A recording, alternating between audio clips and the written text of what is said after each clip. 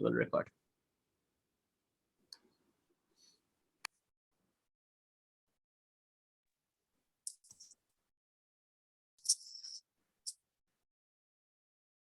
Hare Krishna. Bhagavad Gita, chapter 7, text 15. You must read. Yes, Hare Krishna, Prabhuji.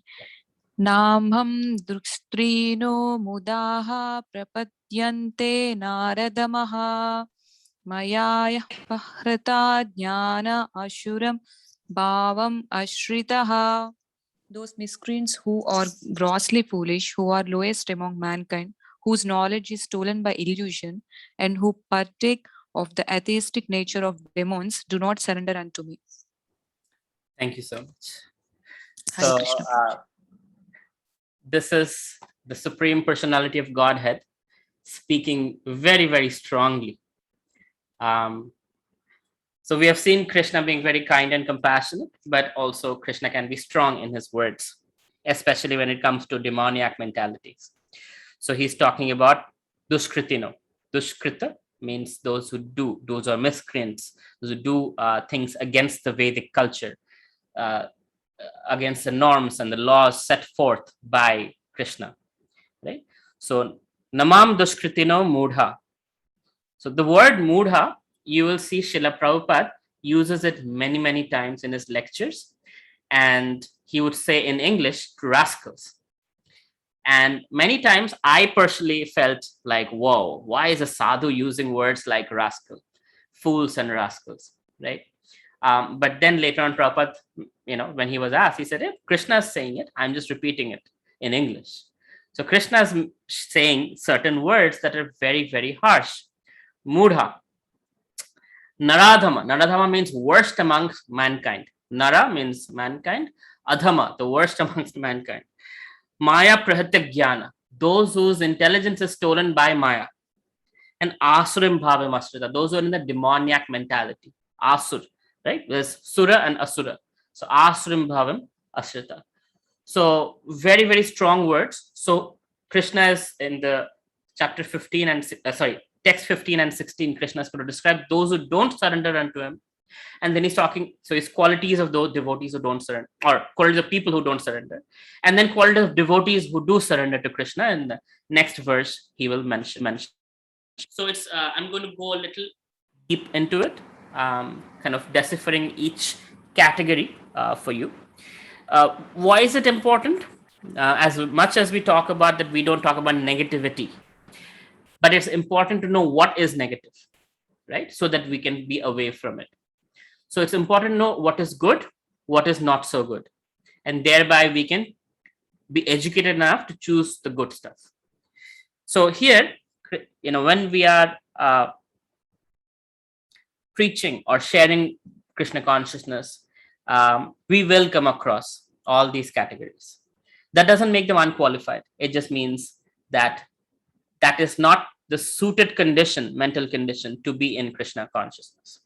So those miscreants who are grossly foolish.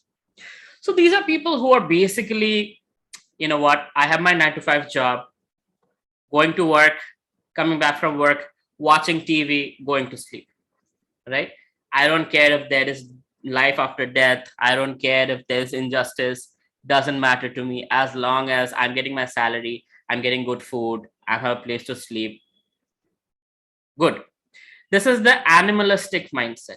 Animals understand 4 things: eating, sleeping, mating, and defending.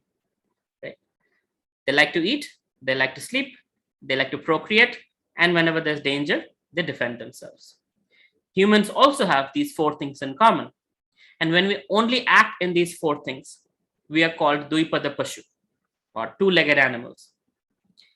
Human birth begins when we start asking questions. Why is there suffering? Why is there problem? Why does somebody born in a rich family, why is that somebody is born in a poor family? Right? Somebody is intelligent, somebody is not, etc. We ask questions. That's a unique quality of a human being. Animals don't ask questions. Plants don't ask questions. Humans ask questions. That is evolved faculty that we have. And Krishna is saying in chapter 10 Bhagavad Gita, those who ask looking for me, they will find me. Right? So only when you ask, Krishna gives you the answer. If you don't ask, the mudha mentality is, I don't care what's happening. As long as I'm okay, it's fine. Now, what happens is sometimes you're not okay. Sometimes pandemic happens and you're thought you are invincible and suddenly you're not safe anymore, right? And that's when people start asking questions like 9/11. Religiosity, faith grew massively during the 9/11 attacks because suddenly people were like, oh, we are Americans, nothing can touch us. Then suddenly it's like, whoa, in the middle of New York, we're getting attacked, so nobody's safe. And in that mood, now people switch to maybe we should find something that can protect us beyond just our illusory safety. So, um, so the point is, these people, these categories are not like permanent. This is the category where it is by default, one is not keen towards God consciousness. But when change happens, either devotee association or difficulty or whatever else, I'm sorry, the next chapter, our next text is going to actually talk about the 4 kinds of people that come to Krishna. And we'll learn the first one is those who are having financial difficulty, artharthi. Those who are having financial difficulty, and that there is distress, and there's an inquisitive person, etc. The categories that do come to Krishna. So the categories that don't come to Krishna are these, but these can become those categories. You have to also understand that with a catalyst, and that catalyst is a or a book or a kirtan or some advertisement or some adversity, something, right?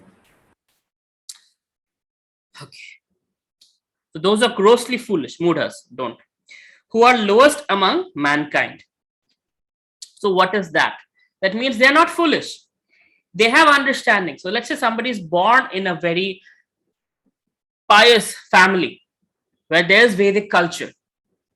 And yet, with all the opportunities to inquire into the absolute and to become God conscious, one doesn't take that opportunity. One chooses to look away and go somewhere else. So such personalities who have all the access, who have the intelligence, yet they do not pursue the path of spirituality, that those persons are called naradhama, because it's not like they don't know, they're ignorant. They know, yet they don't take up. Then comes whose knowledge is stolen by illusion or maya. Who are these people? These are people who are the so-called educated people who with little bit of knowledge, little PhD, little this, little that, they decide, oh, now that I have a doctorate, or not, now that I'm a scientist, or now that I'm a master's degree holder, I know everything about knowledge. And I think God doesn't exist because there is no such thing as God. There is no proof. I cannot see God. Hence, God doesn't exist. And that is the most foolish thing out there. Why? Because there's a lot of things that you cannot see, you cannot touch, you cannot feel, and yet they exist. For example, your beloved or your parents who love you, or your grandparents who love you, you cannot see that love, you cannot measure that love. One might say expensive gifts, how much you spend on me, I know. No, that's not how love is measured, right? So even though we cannot measure it, even though we cannot see it, we can perceive it. So same thing with God, we can perceive God. We might not be able to see God necessarily, unless you can see the deity, and that's perception. But just because you cannot see, touch, feel somebody doesn't mean they don't exist, right? So-called little knowledge is a dangerous thing. They say that you will find atheist millionaires, but you'll rarely find atheist billionaires. Why? Because a millionaire, okay, fine, you got to a certain level of success, and one can accept that as luck. But those who are really successful, they know there is another influence. There is another energy or another, whatever you call, intelligent design, Even if, of course, they won't come to the conclusion it's Krishna, but they might appreciate that there is a higher power. It's not all random. It's not just happening by chance. It's not just like I am so good that it just happened. They know there is something else, right? Having said that, that doesn't mean billionaires, atheists don't exist. They do. But generally speaking, somebody who's wildly successful does accept the fact that there is so much that we don't know. There is more variables. There are more influences than we know and or we can manage, right? That's sign of intelligence, to know that I don't know. A person who doesn't know a lot thinks they know a lot. A person who knows a lot knows that there is so much to be known, and I know very, very little, very, very narrow aspect of something that is very small. A PhD means you know in and out of a very small thing, right? Very small, narrow niche specialization. That's what a PhD is. So those who know that how much they don't know, and those who don't know, they think they know everything. That is always the case, and there are actually names to it. If you see psychology, there are actually names given to these two kind of traits, character traits. Okay. Then the fourth kind of people is the asuram bhavam ashrita, the demoniac atheistic personalities. There are two kinds of atheists. One kind of atheist is who just don't know, and they have been only exposed to certain religions where it doesn't make sense to them, and so they basically reject all religion. That religion leads to war, religion leads to sectarianism and discrimination, so I don't like religion. So that is out of ignorance, that one just ignores religion because I don't know and I'm an atheist. If somebody can prove to me that there is God and there is value to this, I will accept it. So they're open-minded. There's a second kind of atheist who are very devious. They're demoniac. And these kinds of people, they might or might not believe in God internally, but externally, they go and persecute people. They go after people with their idea of no God. So in one sense, they're imposing their faith on other people. Accepting there is no God is your faith. There's no way you can prove there is no God. And your reality is your reality. You might believe there is no God. And my reality is my reality. I have my faith. I have my ways of validating there is God. Don't come and impose your thoughts on me. But there are atheistic people, demoniac people who go out of their way to attack those who are theistic with so-called the yardstick of imperialism or yardstick of logic. When their own knowledge is limited, their own logic is limited, they don't know beyond certain things. Now, to understand this further, for the longest time in history, we thought the sounds we can hear is all there is, and the light that we can see all there is.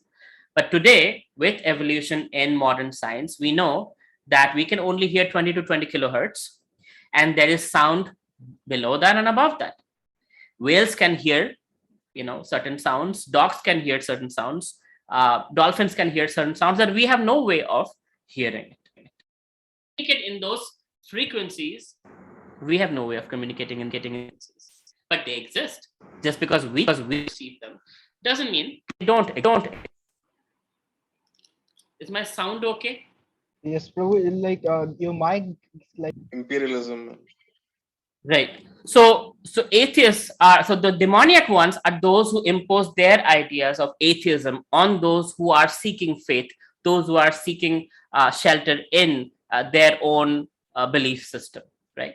So such people are called, they are being termed as demoniac by Krishna.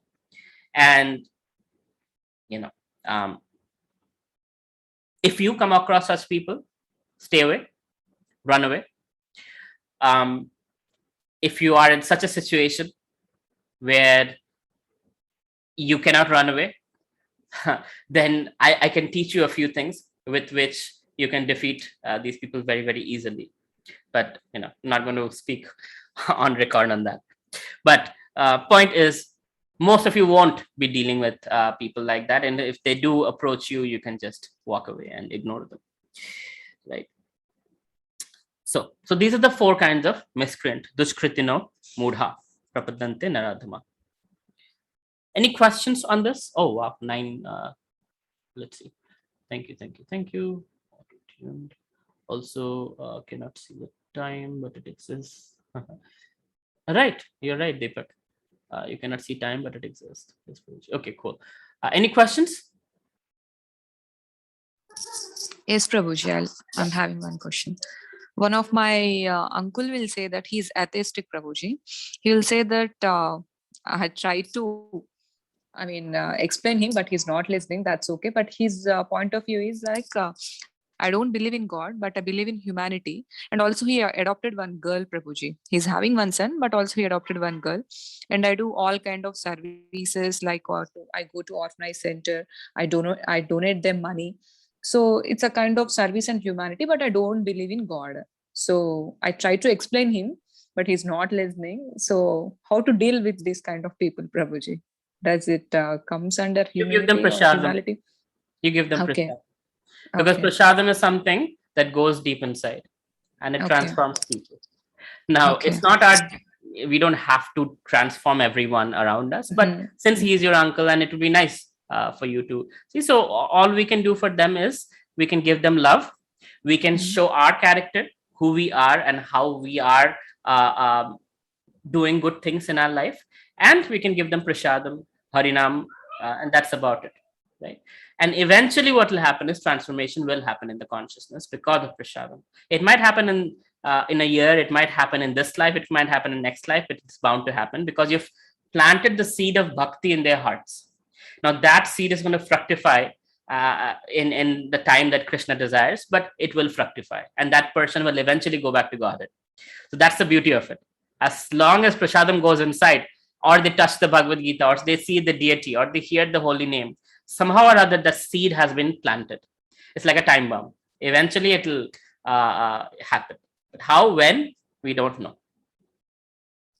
Okay, Prabhuji. Thank you. Hare Krishna. And it is best to kind of not poke them, because what it leads, especially in family, it leads to conversations that are not very sweet, and it can lead to also tearing off relationships. So Yes, Prabhuji. kind of let them be on their own, like, you don't bother me, I don't bother you, but hey, here is some food for you. At least you can appreciate that. And when you go to their house, they should not cook anything that you don't eat, and that's about it. So there is mutual respect, that I respect your atheism, you should respect my theism. As long as that is there, we can walk along. Okay, Prabhuji. Thank you. Hare Krishna. Hare Krishna. Anything else? Hare Krishna, Prabhu. Hare Krishna. Prabhu, I have a question from our previous session. Would it be okay if I can ask? So in the previous session we were discussing about the 3 modes of nature, which is sattva, rajas, and tamas.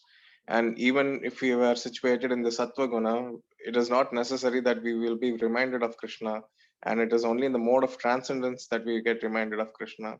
So that being said, are we all in mode of transcendence now, or is because we are discussing about Krishna? Yes. And yes. But how as do we're we discussing about Krishna, some of us are also thinking about something else. Right. So we are flickering back and forth, back and forth, back and forth. Okay. So now, mode of goodness is the best opportunity. So the way it's explained is, when you're in mode of goodness, it's like you have a window to the transcendence.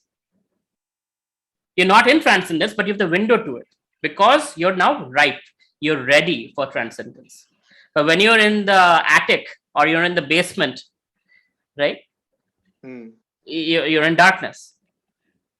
You don't even know transcendence exists. But when you're at the window, you can see transcendence. And then you can just have to walk out and experience the joy of transcendence. Okay. So Prabhu, if transcendence is the window that is opened up, and we are in the, in Sattvaguna. How do we even recognize that and get into it? Is that something that is supposed to be worked on, or is it by Krishna's mercy that you get into transcendence? It is Krishna's mercy through his devotees that we Okay. are dragged into transcendence. Right? Bhakti comes from bhakta. Okay, got it. So Srila Prabhupada is giving us that access to transcendence. Through his words, through his wisdom, we are able to access transcendence and thereby remember Krishna, chant Krishna's holy name, eat Krishna prasadam, and be in Krishna consciousness or Got it, God Prabhu, consciousness. got it. Thank you, Prabhu. Sure. Shupradip is asking, don't know why they, atheists, defend badly with bad notions and word when they hear about God. I used to ignore them. Well, that's the nature of demons, right? I'm sorry, I'm using the word that way, but it is what it is. Demons we are used to seeing on TV with big horns. That's not what demon is. Demoniac mentality is they're anti-God. So the envy in the heart is so strong against God that even hearing the word God, all that comes out is toxic waste. This was the case with Shishupal, right? Krishna eventually had to cut off his head, but Shishupal, when he was a baby, he heard the name Krishna and he cried for a whole month as a baby, right? Um, and then he grew up, and Shishupal's, I think, mother asked Krishna, please forgive at least 100 mistakes. And Krishna forgave 100 mistakes. And after that, Krishna sent the Sudarshan Chakra because he was being so brutally insensitive and disrespectful. If you see Hiranyakashipu, Hiranyaksha, same way. The moment they hear God, they hear Vishnu, oh my God, they're like shocks, they want to just destroy everything. Kamsa, he was the most Krishna conscious person in a negative way, in a demoniac way. But anytime anything fearful happened, he would be like, Krishna's doing it. Oh my God, Krishna's doing it. Oh my God, Krishna will kill me. Oh my God, Krishna this, Krishna that. So he's always in Krishna conscious, but in a negative way. So that's also purified. That's why they got liberated, right? Into Brahma Jyoti. But they don't have access to beyond that. They cannot have a relationship with Krishna. So demons are there, and that's who they are. That's why they're demoniac, because they're averse to God. That's why most of us are here. We are fortunate that somehow we are moving from demoniac mentality to divine mentality. Prayash, absence of evidence doesn't mean evidence of absence. Poetic. But there is not absence of evidence. It's not true. We have evidence. All of us are evidence, right? The thing is, when the car, the speed is measured in the car through the speed meter. Your temperature is measured with the thermometer. The height is measured with barometer, right? Height or pressure changes. So there are different meters of measuring different things. The bhakti meter, the way of measuring bhakti is different. You cannot take same, one size fits all. So the evidence of bhakti is us. We have experienced God. That's why we are spending our precious time on a Friday night learning the Bhagavad Gita. Is that not evidence? The fact that we have experienced miracles in our lives, we have experienced personal interaction with God, that's evidence. It's just not that we can take it on a chart and show it as a graph. But we can challenge anyone that you come and you be part of this experiment, and I will give you that experience of God and you can perceive God. That we can challenge anyone. You be part of the experiment. How? Study the scriptures, chant the holy name, eat Krishna prasadam, don't drink alcohol, don't do intoxication, follow the four regulative principles. Do this for a month, do this for a year. Be in the process and you will see the difference. There will be transformation. That is the scientific method of proving. This is our scientific method. This is our way of, Just like in a lab, there are certain variables. There is humidity control. There is control of temperature. There's control of various variables. In our bhakti system also, to get to the evidence, you have to first go through the process. The experiment has to be done under the right conditions. That's why Srila Prabhupada, in the introduction of Bhagavad Gita, says that even if you don't believe Krishna is God, you have to at least temporarily accept Krishna as God while reading the Bhagavad Gita. Only then it will make sense. You don't have to believe from your faith and heart and soul. That's okay. But at least you have to accept that this is coming from God. Only then Bhagavad Gita will make sense. Otherwise, it will not make sense, because there's two guys talking. Who cares? Right? But if you understand this is the personality of Godhead speaking, even if I don't believe in him, still, then the flow will make complete sense. So the point is, even if we don't have faith, we have to go through the process to get the evidence. We cannot just say, show me on the speed meter of the car that your bhakti is running, that Krishna exists. It's not a needle that I can show you with. So there is evidence.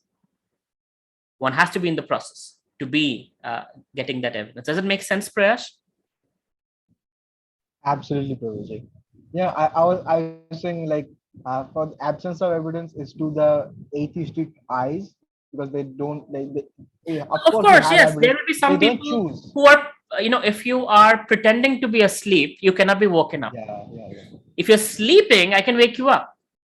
But if you're pretending to be asleep, then you cannot be woken up. If you don't want to, then no one can force you to be anything, right? Yeah.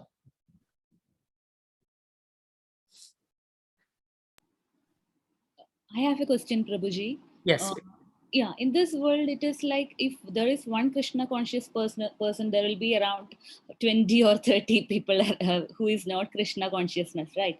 So it is like we have 4 principles to be in Krishna consciousness, like just avoiding non-veg, intoxic drinks and all, right? So if since I am just experiencing the same thing here, like I am slowly avoiding all this tea and coffee and all these things. So it's like everybody in the home and even the friends were saying like, what you are doing, this is bullshit or something like that. So so it's actually tough for me to prove myself, okay, this will be the transformation, or even we are experiencing that transformation, right? So we are in that journey. So how we can prove ourselves through this journey Sure. for others? First of all, my question is, why do you need to prove anything to anyone? Yeah. Just like you're building a startup.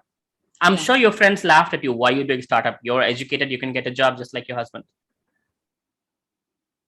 Right? Maybe not in your case, but most of our cases, there's a lot of family pressure.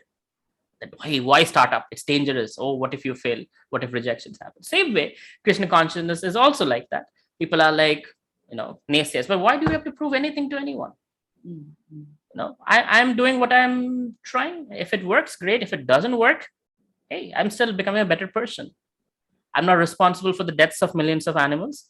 I am in control by not taking intoxication. I'm living a clean life by limiting myself to one married partner and not sleeping with whoever I want to. What's wrong with following the 4 regulatory principles? And honestly, following the 4 regulatory principles is not for Krishna consciousness. It's just coming to the human level. Yeah. It's just that now you can be called a human.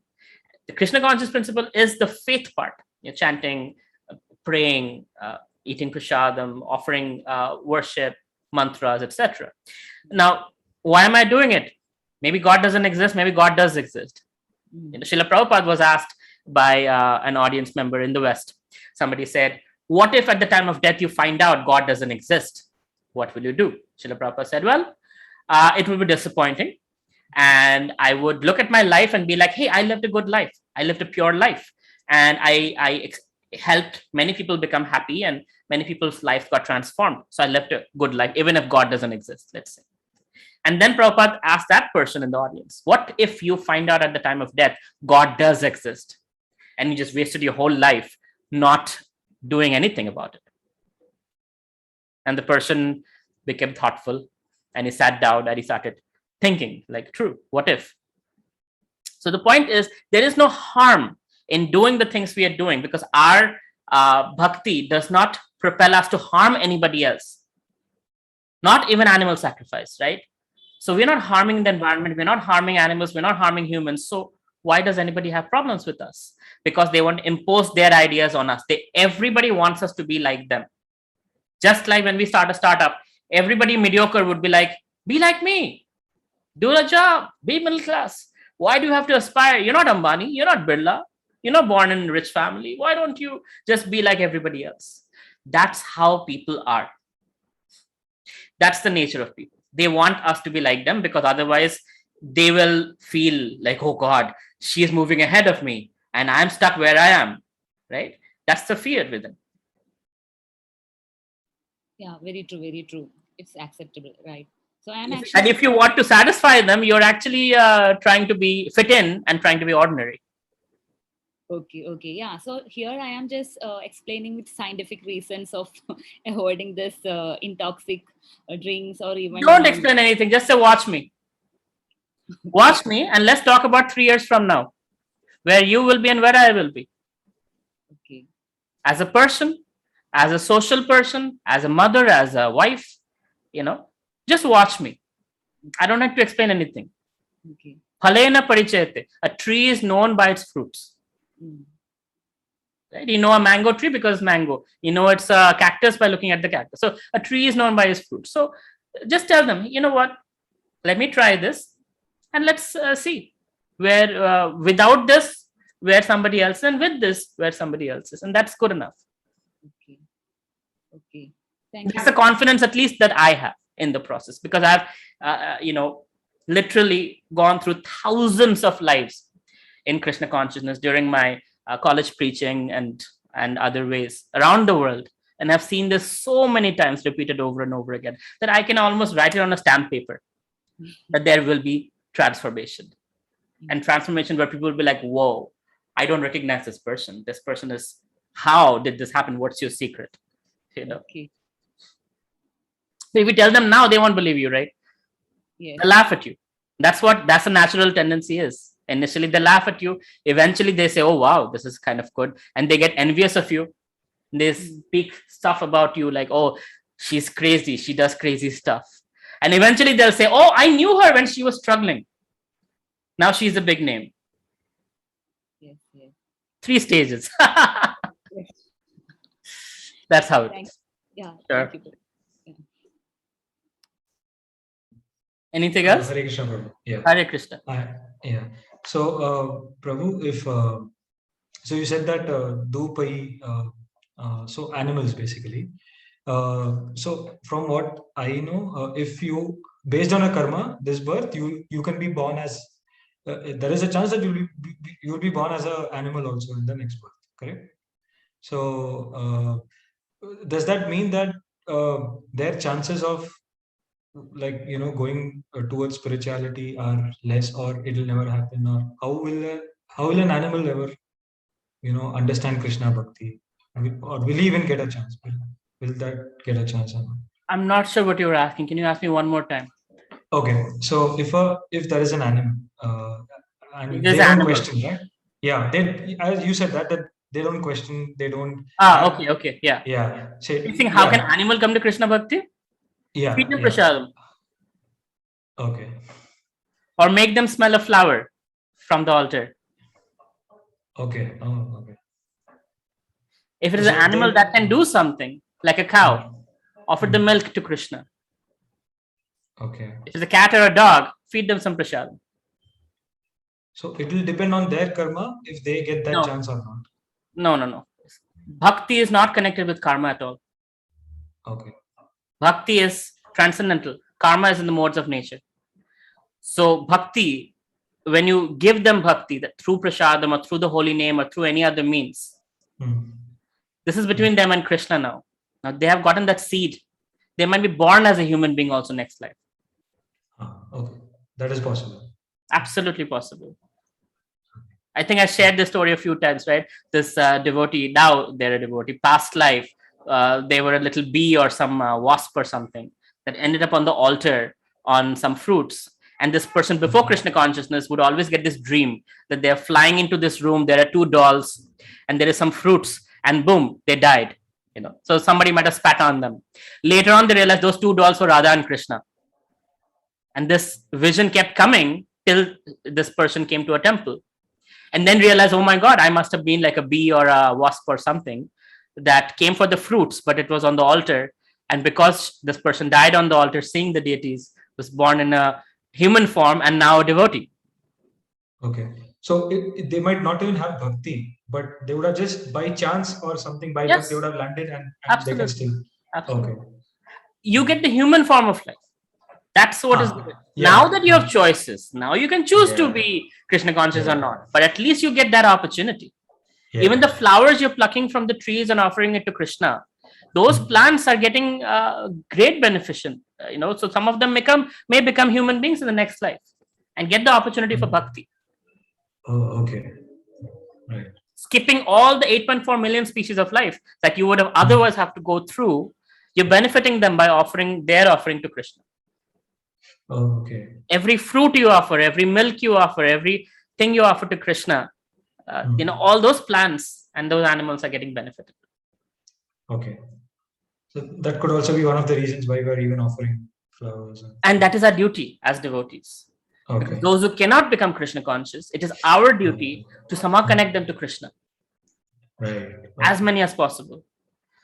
So I shared before also, when I go through a park or a garden store or somewhere there are a lot of living entities, I just chant Hare Krishna, Krishna Krishna, Hare Hare, Hare Ram, Ram Ram. So they can hear the holy name. So next life they can all take births in the Hare Krishna movement. Oh, okay. Right? Okay, brother. Thank you. Most welcome. Uja, I have a question. Yes. Which is if like somebody is born in a plant life and they are like they got bhakti or like they got a seed of bhakti, in the next life would they remember their past plant life? They might not. No, most likely not. Unless they're very hi-fi devotees. Okay, bro. For example, the 5 Pandavas are said to be in plant form in Radhakund. So one of our previous acharyas, Vishwanath Chakravarti Thakur, he would write the purports to these scriptures and he would consult with Bhim. Bhim is there in a tree form in Radhakund, and he would consult with Bhim, and actually the tree would talk. Bhim as a tree would talk to him and validate or invalidate, because he was there on the battlefield of Kurukshetra. He was there, Krishna was there, and he would say, oh yes, this is how Krishna reacted, or this is how. So very, very hi-fi stuff, rare, but yeah. But generally speaking, nobody would remember what their past lives were unless going through hypnotic regression. Okay. Good. Any other questions? This is a very interesting topic. So, yes. Uja, I had another question. Okay. Which is when you mentioned that like bhakti comes from bhakta, like it is kind of like teasing in my mind, like extricate debate, like then who is the first bhakta? Who's the first bhakta? It's Lord Brahma. Okay, Prabhuji. He directly received the Gayatri Mantra and all the Vedic knowledge from Krishna directly. So if you read the Brahma Samhita, it's actually coming from Krishna's flute, right? Krishna's directly downloading all the Vedic information to Brahma, and then Brahma becomes, qualified to now create the universe, educate Narad Muni, his children, basically, and thus the Brahma Madhava Gauriya Sampradaya that we belong to started, right? It started from Lord Brahma, the first created being in this universe, and from him, the disciplic succession has been continuing down. Wow. Okay. We are very fortunate. It's a very high pedigree disciplic succession we belong to. Samataji had a question. I'm sorry, I missed who it was. Hi, Pinky here. I Yeah. have one basic question. Like, we are talking about the living creatures, which are animals, but plants are also living creature, right? Correct. So how we can justify the statement that we are not having this animals as food? And so I need the justification for this question. What do you think, Pinky Mataji? You're so intelligent. What do you think? What's the difference between killing a cow or a goat versus killing a carrot? or plucking a mango. Yeah, it's not like plucking a mango. We are just taking some leaf vegetables, leafy vegetables also. Like, so we are plucking the leaves for this, for preparing food. So that is also having life, right? A So goat and a chicken has a nervous system. They feel pain, they feel fear, they cry, they run away, they don't want to be killed. A plant is not like that. They don't have a nervous system. They don't say, ouch. The consciousness, also Bhagavad Gita explains this. The consciousness of a plant is highly dimmed. It's like a baby in a mother's womb. Baby in a mother's womb really doesn't know what's happening. Is there sunlight? There's no idea. Baby is just in a womb. So, like that, the consciousness of a plant is like that. It's absolutely dim. So, there is, if you take a few leaves, if you take a little fruit, the plant is not like, oh my God, you're tearing me apart. Whereas a cow is crying, please don't kill me. Don't take my calf away. You know, different, huge, huge, huge different. Okay. Then what about this egg? So that is just like a seed. It is it is giving birth for other bird or right. So Yeah. same is for the seed. So we don't eat the bird. We don't eat the eggs. I'm sorry. A, because it's actually a life in the making. B, we cannot offer it to Krishna. Okay. Krishna's patram pushpam phalam toyam, Yeah. right? Is plant derived, not animal. Like, it's coming from a dirty part of the animal, first of all. Secondly, it's supposed to be for another baby chick to come out and everything else. So that is not recommended in the Vedas. See, the Vedas, there are certain things you have to understand that might not align with our logic, but the Vedas say it. For example, we say all these things about not doing touching animals and this and that, but then we blow the conch. What is the conch? It's the shell of a living entity. It's kind of a bone. We're putting it to our mouth. Yes. Right? Now somebody can say, hey, why are you doing that? No, we're not killing the snail. It's only after it's dead, the shell is referred, and we are using it in service. But at the same time, cow dung is very sacred. We smear cow dung not in our houses, but generally people used to do that, right? Back in the days, because it's antiseptic. Today it is proven it's antiseptic, but we don't take dog shit and do the same thing, right? Not the same. So in the Vedic system, the science is different than modern science, and there are certain things that might not align with the logic, and there are certain things might align with the logic. Regardless, you have to understand the Vedic knowledge is far superior than ours. Science might have solved some of the mysteries, and some of the mysteries are yet to be solved, or probably never to be solved. Regardless, the Vedas have always proven to be right, tested through time. Okay. And thus we accept the Vedic knowledge as higher truth than any other truth. Okay, got it. So we are facing the questions like all the gods, like Krishna, or I don't know. After reading some of these books, these people are coming up to me like the Krishna had taken this non-veg, or even in Shiva kind of yogis Never. are also saying like for Never. our survival we can take non-veg or even veg, but no, these are all misinformation. You tell them which scripture, which verse they have gotten it from, and if they've read a translation, who's the author. You will find that these authors are not coming in disciplic succession. If it's a Devdut Patnaik or a Sadguru or whoever it is, they are not coming in the disciplic succession all the way from either Lakshmi Devi, Lord Brahma, Lord Shiva, or the Chatushkumaras. These are the only 4 disciplic successions that are bona fide Guru Shishya Parampara that have the truth unaltered through generations, thousands of years of preservation. Only 4 sampradayas exist. The people who say such nonsense stuff, you will find them, they're just trying to sell books. That's all. And they probably have a PhD or not, but their knowledge doesn't come from the unbroken chain of Guru Shishya Parampara.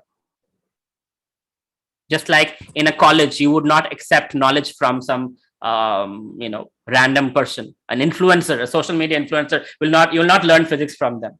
You'll learn physics from somebody who's learned physics, who has done the tests, who has some degree. So similarly, we learn spirituality from people who have the spiritual qualification. I want to add something. Yeah. So I think as far as like vegetables and fruits are concerned, we most of the vegetables and fruits we eat like after ripening. If we don't those things from a plant, it will fall automatically and it will like spoil or something like that. Yeah, So- then you will be the question will come is, okay, can we eat a dead animal then after it's dead? So don't even go in that logic. Don't go and go in that direction only. Just fact that this, so every moment we're killing living beings by breathing. The heat from our mouth is killing so many bacteria. In our mouth itself, so many bacteria are living and they're dying. So every moment we are part of the killing process. Having said that, consciously we are trying to reduce our footprint as much as possible, and trying to be as kind and compassionate as much as possible. Can anybody defy that logic? No. Can anybody tell you don't be kind and compassionate? If they say so, they're demons. Demoniac mentality, right? So only demons will say don't be kind and compassionate. But if we choose to be kind and compassionate and not kill animals, and because we have to sustain ourselves and we can sustain ourselves from plants, we do that. We should be glorified for it.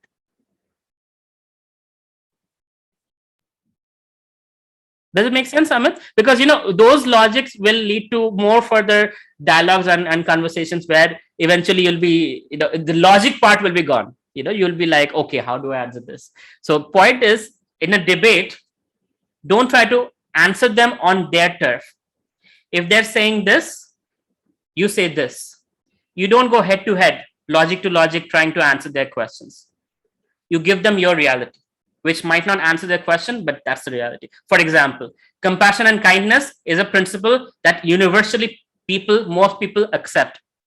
So when they're going on those small logics, you go for the big, massive boom.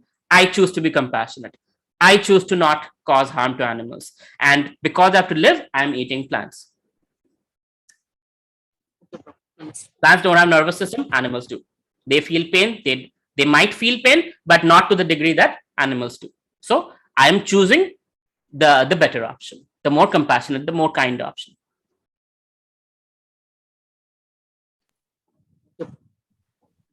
Prabhuji, I had a question that is like when we are Before you, there was some somebody. I'm sorry, somebody wanted to say something. Amit Prabhu started asking, so I didn't. Okay, if that person is not here, then go ahead, Prayesh Prabhu.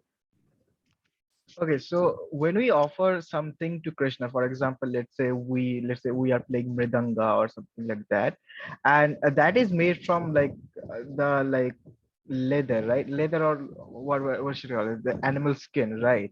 And that is like used in service of Krishna, right? You're talking So about Mridanga.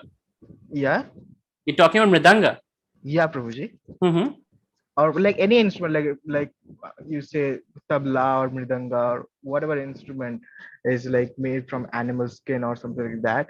So that is like being used in service of Krishna, right? So that is Yeah. okay. Yeah, generally speaking, the animal should not have been killed. So once the animal dies, then they take the skin and they create certain musical instruments and stuff like that. Even the silk, right? Now people are going to be like, what about silk? The silkworm is killed, or does it die?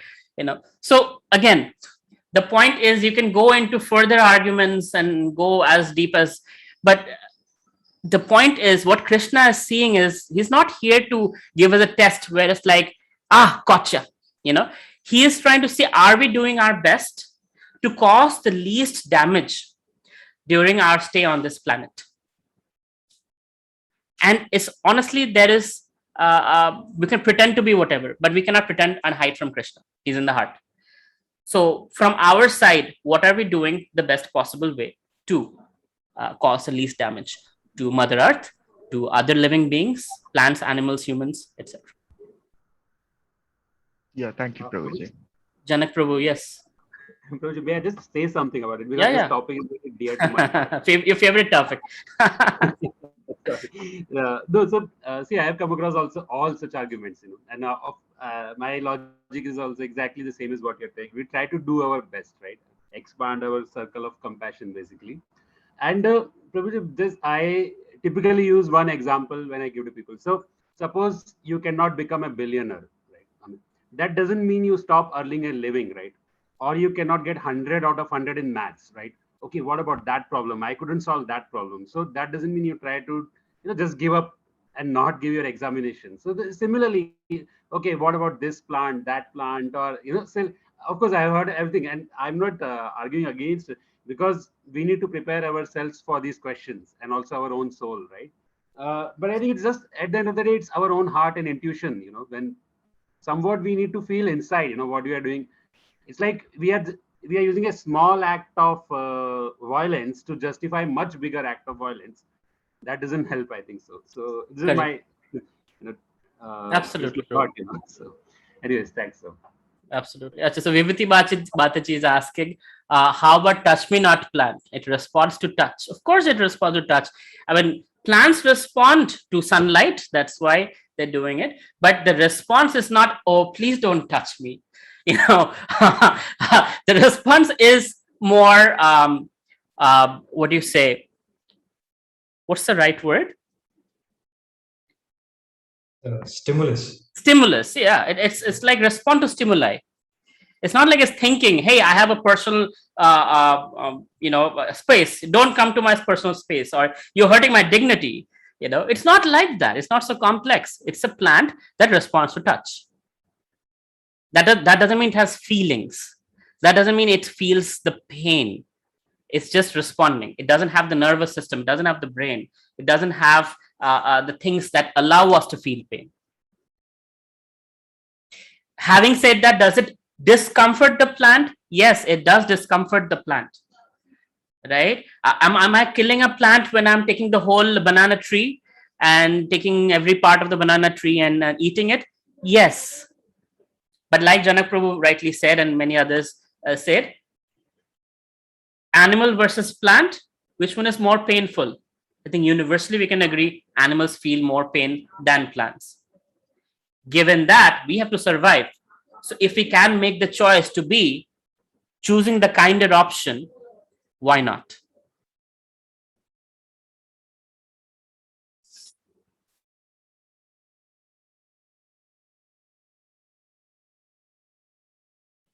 Okay, this went quite a bit. Okay, any last burning question? We have 1 more minute here.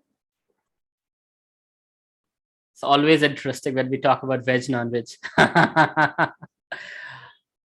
All right. Sounds good. Srila Prabhupada ki jai, Srimad Bhagavad Gita ki jai. Hare Krishna, everyone. Have a good night.